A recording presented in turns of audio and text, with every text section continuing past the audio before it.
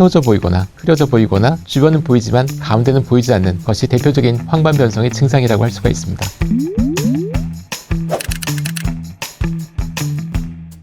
안녕하세요. 서울아산병원 안과 이주용입니다. 오늘 황반변성에 대해 모든 것을 다 말씀을 해드리겠습니다.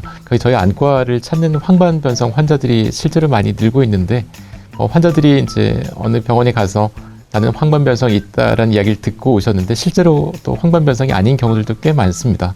그래서 어떤 경우에 이제 실제 황반변성이고 또 어떤 경우는 아닌지 오늘 거기에 대해 설명을 좀 드리고자 합니다. 보시면 이게 눈의 구조입니다. 밖에서 봤을 때 눈은 이렇게 생겼죠. 동공을 통해서 눈속을 들여다보면 망막은 이렇게 생겼습니다. 시신경이 존재하고 그 옆에 큰 혈관들이 둘러싸고 있는 황반이라고 부르는 부위가 있습니다. 그래서 황반이라고 하는 이름은 병의 이름이 아니라 눈 속에 존재하는 시력의 가장 중요한 역할을 담당하는 특정 부위를 이루고 있습니다.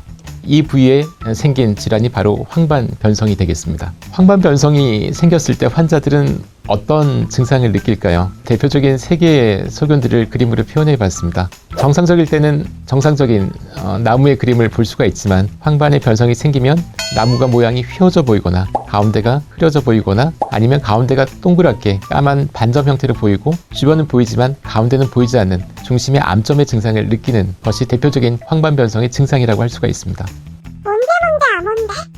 그러면 이런 황반변성을 의심하고 안과를 찾게 됐을 때 어떤 검사를 하고 황반변성을 진단을 하게 될까요? 앉아 사진을 찍고 OCT라고 하는 검사를 통해서 형태 변화를 보고 눈 속에 망막 혈관들을 촬영하는 정밀 검사를 통해서 이 황반변성에 존재하는 이상 혈관막을 확인하고 진단을 하게 되겠습니다. 황반변성은 건성 황반변성, 습성 황반변성으로 분류를 합니다. 그림에서 보시는 것처럼 망막에 피가 나고 붓는 형태로 갑작스럽게 시력이 떨어지고 심한 중심 암점을 호소하면서 병원을 찾는 경우가 습성 황반변성이 되겠고, 반면에 건성 황반변성의 경우에는 서서히 시력이 떨어지는 양상으로 진행을 하게 되겠습니다. 이런 이유 때문에 실제로는 건성 황반변성이 보다 더 많은 것으로 생각하고 있지만 갑작스러운 시력 저하 때문에 병원을 찾는 경우는 습성 황반변성이 더 많은 경우를 차지하고 있습니다.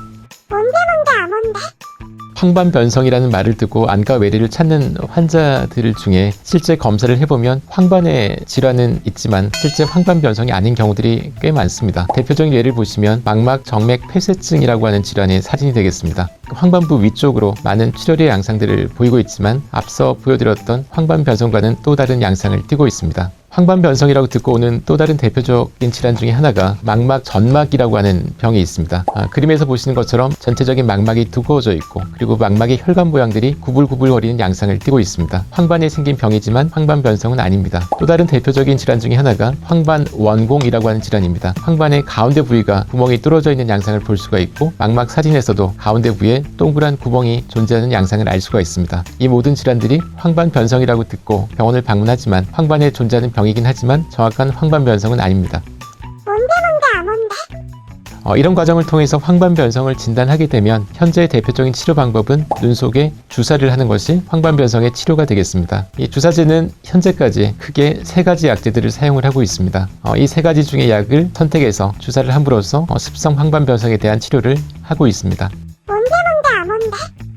황반변성을 진단받는 경우에 이게 과연 유전병인지라고 물어보는 경우들이 꽤 많습니다. 지금까지 연구 결과에 따르면 황반변성을 유발하는 유전적인 소인도 확인된 바가 있습니다. 그 밖에도 여러 황반변성 발생과 관련된 위험 인자들이 알려져 있는데 그중 가장 대표적인 것이 바로 노화가 되겠습니다. 나이가 들어서 생기는 노화에 의한 질환이기 때문에 연령이 가장 큰 위험 인자라고 할 수가 있습니다. 생활 습관과 관련해서는 담배 피우시는 것, 흡연도 굉장히 중요한 위험 요소로 알려져 있습니다. 그 밖에 황반변성과 관련된 위험 인자로는 고혈압, 비타민 제제와 같은 항산화제 섭취가 부족한 경우, 그리고 한쪽 눈에 황반변성이 발생한 경우에는 반대편 뇌도 수년 내에 황반변성이 발생할 확률이 굉장히 높은 것으로 되어 있습니다. 그래서 이런 위험 인자들이 있는 경우에는 정기적인 안과 검사를 통해서 조기에 황반변성을 진단받는 것이 아주 중요하겠습니다.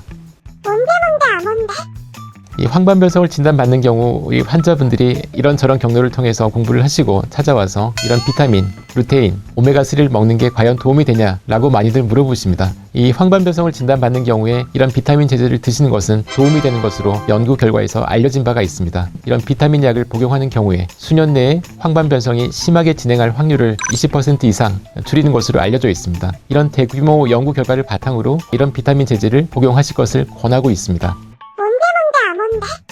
황반변성을 예방하기 위해서는 생활습관 중에서는 금연하는 것, 그리고 야외 활동이 많은 경우에는 자외선을 차단하기 위해서 자외선 차단 필터가 있는 선글라스를 착용하거나 이 챙이 넓은 모자를 활용하는 것도 황반변성을 예방하는 데 도움이 되는 것으로 알려져 있습니다. 이 황반변성을 진단하고 치료하는 병원들은 우리나라에 굉장히 많습니다. 저희 병원에서는 굉장히 적극적인 임상 연구들, 새로운 연구를 통해서 새로운 치료제 개발들을 열심히 하고 있습니다. 새로운 약제들이 개발되면 그 약제의 효능과 안전성을 확인하기 위한 임상 연구들을 진행하게 되는데, 그 임상 연구들을 유치해서 적극적으로 진행을 하고 있고, 기초 연구, 비임상 연구, 또 임상 연구를 통해서 현재까지 알려지지 않았던 황반변성에 대한 새로운 치료제 개발을 위해서 노력을 하고 있습니다. 기존의 치료에 해결되지 않았던 그런 환자들의 경우에도 이런 노력을 통해서 보다 나은 치료 성적을 기대할 수 있을 것으로 생각을 하고 있습니다. 구독과 좋아요. 황반변성의 발생을 완전히 막을 수는 없습니다. 하지만 조기에 진단하면 보다 좋은 결과를 기대할 수 있으니까 적극적인 검사와 치료를 바라겠습니다.